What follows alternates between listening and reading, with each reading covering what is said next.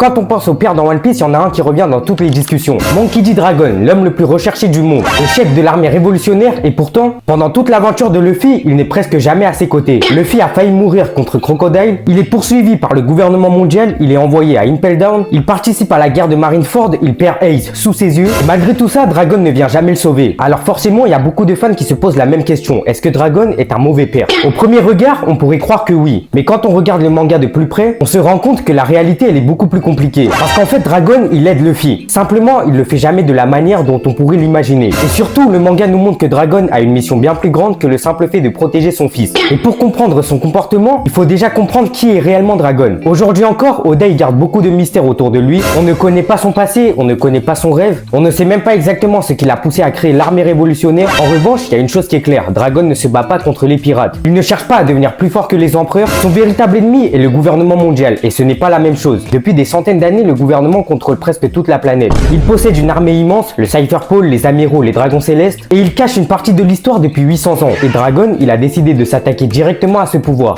Autrement dit, il mène probablement la guerre la plus dangereuse du monde. Et lorsqu'on est à la tête d'une organisation comme celle-là, chaque décision peut mettre des milliers de personnes en danger. Maintenant, faut qu'on revienne au début de l'histoire. La première apparition de Dragon est à Lockdown. À ce moment-là, Luffy, il est sur le point d'être capturé par Smoker. La situation, elle est très tendue, une tempête éclate, puis Dragon, il apparaît. Quelques instants plus tard, Smoker est stoppé par une rafale de vent et Luffy arrive à s'enfuir. Le manga, il nous montre jamais clairement ce que Dragon a fait, mais une chose est certaine, sans son intervention, Luffy n'aurait probablement jamais quitté Lockdown. C'est donc la première fois que Dragon aide son fils. Mais ce qui est intéressant, c'est la manière dont il le fait. Il ne serre pas Luffy dans ses bras, il ne lui dit même pas qu'il est son père, il ne monte même pas sur son bateau, il l'aide, puis il disparaît. Pourquoi? Parce que Dragon, il semble avoir une règle très simple, aider Luffy uniquement lorsque c'est absolument nécessaire, jamais plus. Et cette idée, elle revient plusieurs fois dans le manga. Dragon ne cherche jamais à contrôler la vie de son fils, au contraire, il respecte complètement sa liberté, et quand on y pense, c'est exactement la philosophie de One Piece. Depuis le début du manga, la liberté est la valeur la plus importante. Roger voulait être libre, Luffy veut être libre, et Dragon, il semble penser la même chose. Si Luffy a choisi de devenir pirate, alors c'est son choix. Dragon ne va pas décider de son destin à sa place. Il ne va pas intervenir à chaque combat, il ne va pas lui montrer le chemin, parce que ça ne serait plus la liberté. Ça serait simplement un père qui règle tous les problèmes de son fils. Et ça, ce n'est clairement pas ce que veut Oda. Mais il y a un autre détail encore qui nous montre que Dragon agit dans l'ombre. Après les événements de Thriller Bark, Kuma, il reçoit l'ordre de protéger le Thousand Sunny pendant les 2 années où l'équipage est séparé. Pendant tout ce temps, personne ne peut s'approcher du navire. Quand Franky revient enfin sur l'archipel de Sabaody, le Sunny, il est toujours là et en parfait état. Plus tard, on apprend que Kuma a rencontré Dragon lorsqu'il a rejoint les révolutionnaires. Les deux hommes se connaissent très bien, mais le manga il nous dit jamais que Dragon a donné cet ordre. Mais Kuma est l'un des hommes les plus fidèles de l'armée révolutionnaire. Il est donc difficile d'imaginer que la protection du navire de Luffy n'ait aucun lien avec Dragon. Encore une fois, Dragon n'aide pas directement son fils, mais tout laisse penser qu'il veille sur lui de loin. Il y a aussi une scène que beaucoup de fans oublient. Lorsque Garp a annoncé à Luffy que Dragon est son père, la réaction de Luffy est très étrange. Il répond presque simplement « Ah bon ?»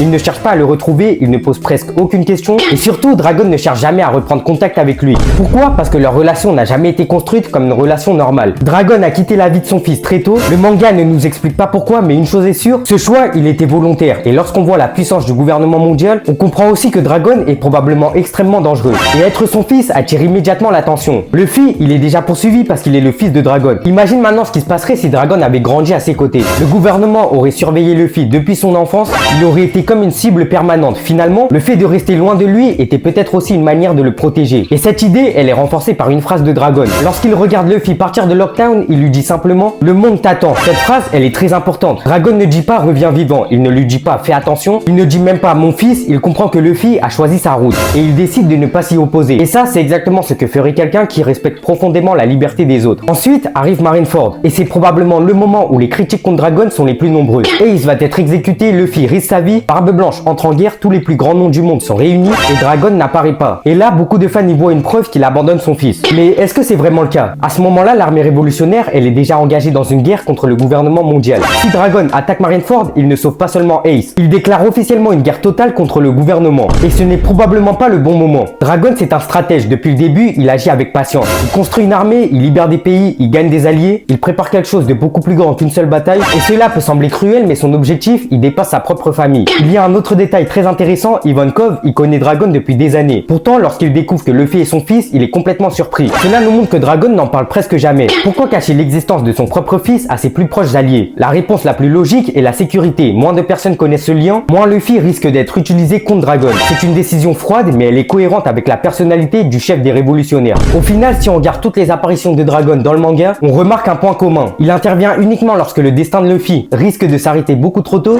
À Lockdown, il l'aide, ensuite, il le laisse vivre sa propre aventure, il ne combat pas à sa place, il ne lui ouvre pas des portes, il ne lui donne pas de pouvoir, parce qu'il semble convaincu que si Luffy est vraiment destiné à changer le monde, alors il doit y arriver par lui-même. Et quand on connaît la philosophie d'Oda, cette idée, elle prend tout son sens. Dans One Piece, les plus grands personnages, ils ne transmettent jamais leurs rêves en forçant quelqu'un à le suivre, ils montrent simplement une direction, puis ils laissent la nouvelle génération écrire sa propre histoire. Roger l'a fait avec la grandeur de la piraterie, Barbe Blanche l'a fait avant de mourir, et Dragon, il semble suivre exactement la même logique. Il ne veut pas fabriquer le futur, il veut laisser le futur naître de lui-même. Alors, est-ce que Dragon est un bon père? Le manga ne donne pas encore de réponse définitive, mais une chose est certaine, dire qu'il n'a jamais aidé Luffy est faux. Il l'a aidé, simplement il l'a fait dans l'ombre, sans jamais voler sa liberté, et c'est peut-être ça la plus grande preuve de confiance qu'il pouvait lui donner. Maintenant, j'aimerais bien avoir ton avis. Est-ce que tu penses que Dragon était un bon père, ou est-ce que tu penses qu'il est vraiment parti juste chercher le lait? Donne-moi toutes tes réponses en commentaire, j'ai hâte de les lire. Et surtout, merci d'être resté jusque là, j'espère que tu as kiffé la vidéo. Si c'est le cas, pense à la liker, à t'abonner et surtout à activer la cloche de notification pour ne rien rater des prochaines vidéos. Nous, on se retrouve très bientôt pour de nouvelles vidéos. En attendant, prends soin de toi, au revoir.